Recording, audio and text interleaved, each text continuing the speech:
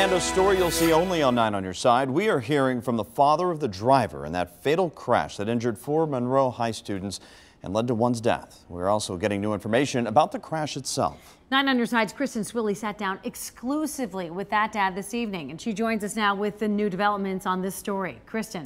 And well, the father of the driver tells me he's visited the site of this crash every day, trying to wrap his head around how it all happened. He says his heart goes out to all of the families and told me his daughter is at Children's Hospital being treated for the emotional scars left behind. Tonight, we are gaining a greater sense from police about the accident.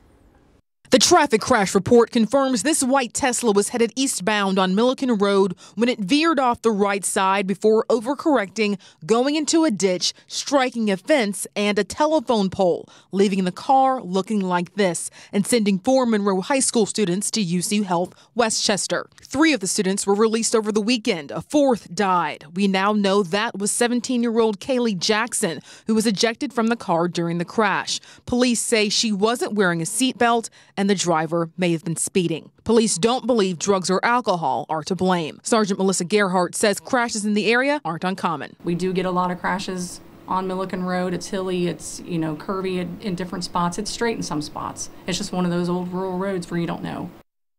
Absolutely. And the father of the driver is crediting everyone at Monroe High School with being an incredible support system. So far, the superintendent tells us $2,000 in credit cards, gift cards rather, has been collected for the 4 families. Okay, so you did speak with this father at length, and we should mention that we're not giving you his name tonight because that would identify the driver, who is a juvenile and has not been charged with a crime. So we're not doing that right now.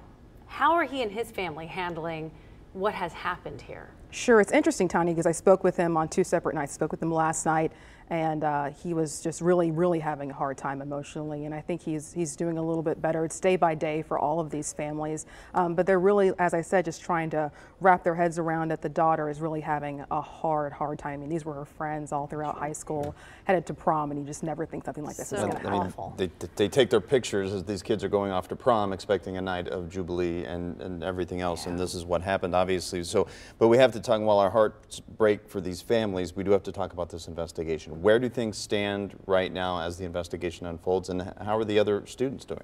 Sure. So the information we have right now comes from the preliminary report. We're still going to have to get that final report to see, as Tanya was talking about, whether or not they're going to be charged. And of course, we want to see what comes out of that black box from inside the Tesla. Right. I did visit the homes of the other families today, and none of them are ready to talk quite yet, but they did say that people are recovering as best they can. Their hearts really go out to the Jackson family, something that's true throughout the entire Monroe community. And they've all been talking to each other, right? Oh, yeah. Again, their kids were close, and so the families are close as well. It's a terrible tragedy, and we thank you for keeping us up to date on it.